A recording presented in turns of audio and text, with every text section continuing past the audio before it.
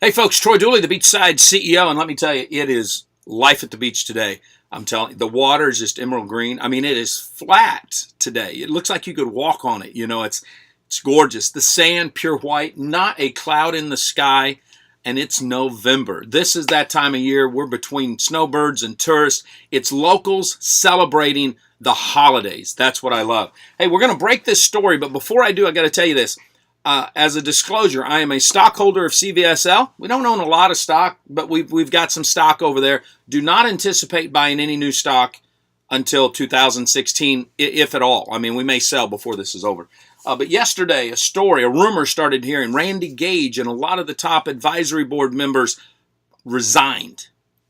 It's like, whoa, now I've been down that road before. We're not just going to break that story. I did that when Eric Worre resigned, and I said, hey, Eric Worre resigned along with Randy Gage. Not good. Randy had to say, no, I'm still here. Then I had to apologize to him and apologize publicly. So we've learned from mistakes. Get as close to the source as you can.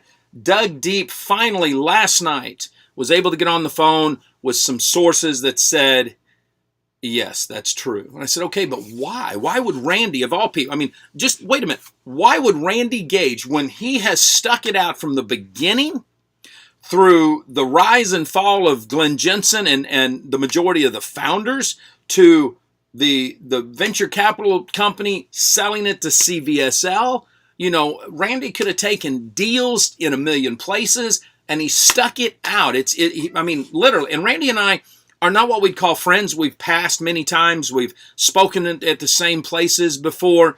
But I respect what he's done. And he literally, by staying at Agel through all this crap, he walked his walk on what he teaches and trains in this profession. So I've always admired that.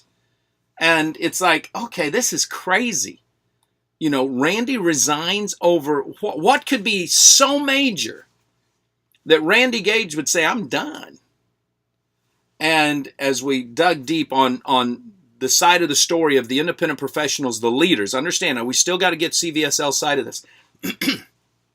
But the leader said, here's the scoop. They owed us a bonus. This bonus is supposed to be escrowed throughout the year. It's supposed to be available in the fourth quarter. And they told us they couldn't pay it.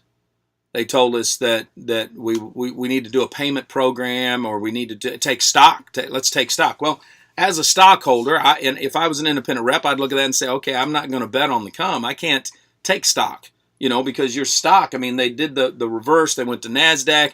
I think I paid $8-9 a share and it went down to $1.39. I mean, this is not something, even as a professional, I would say, yeah, go buy the stock. If you don't understand the longevity of what this is going to be, don't.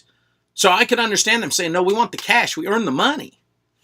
And I'm thinking, man, what the Sam Hill is going on? This is the second time this year a major event has taken place at CVSL. The last one was over at Longburger Baskets when Tammy Longburger was terminated. She later sued them for $1 million loan she gave them, and it's bickering. And it's like the Longburger Basket Company is like one of those companies that's like nothing. I mean, it's just been a great company. It had its big rise. It came down. But it's stable. And with the Longburgers still there, I mean, it would make sense. And when CVSL started on this thing of let's build all these companies, let's put them all underneath this big shopping, this big hub, I thought this is great. This is like, they're going to be the second company to try to put this together. Longevity's done a phenomenal job at this, not without its issues. I mean, everybody's got issues, but it's like, wow.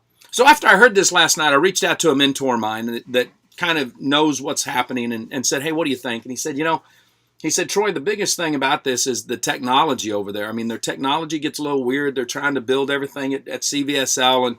And he said, this may be, just a hiccup. It's like, okay, it may be a hiccup. But then I got to thinking about it from a Wall Street standpoint and saying, okay, maybe it isn't just a hiccup. Maybe this is what we would call in corporate America a corporate cleanup. Hey, we're going to downsize. And the way you downsize is you lay off employees, or in this case, you make it so tough to stick it out that people resign.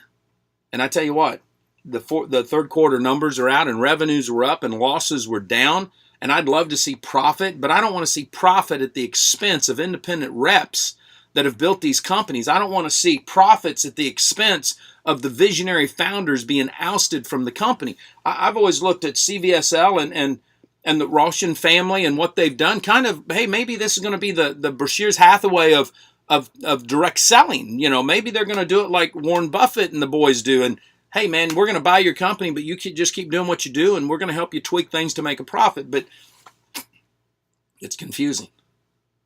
And I am a fan. I mean, people will tell you, I really am a fan of what CVSL has done, but this has got me very concerned. One of their directors over there, who I've gotten to know, we've broken bread together. He has been so gracious with his time when we're together, is William Randall. And Bill he's a Harvard graduate. He's 35, 40 years in direct sales. So I've been able to bend his ear on things that just to hear, just to listen. And it's like, okay, I really think this is great. And I still do. But yesterday was devastating. When your top leaders who have been in a company for the very beginning feel that there's an ethical issue, that because of a lack of trust, because of a breakdown in communication, because you didn't do what you said you were going to do, they quit. That's awful. Especially when a company like CVSL literally has a code of ethics that they live by. And it's like, okay, and as I've said, there's two sides to every story. So we're going to reach out. I'm going to try to get a hold of Bill, get their side of it. But it just is concerning to me. And I believe that we have to get to the bottom of this, because when somebody like Randy Gage, who, as I've said, stuck it out through the up, through the plateau, through the down, and the turn to try to come back up, when he says, I can't stay. Wow. When the majority of the board is saying, because of our principles, because of our ethics, because of what we stand for in direct sales, we have to resign. It sends a shockwave, not just through that company, but it sends a shockwave through an industry who says, but we thought these guys were the good guys. We thought they were going to be the next longevity. We thought they were going to do something strong. We're going to find out. Stay tuned. Live life like it's an epic adventure. Stay dangerous, stay strong, and if you're in network marketing, act like it.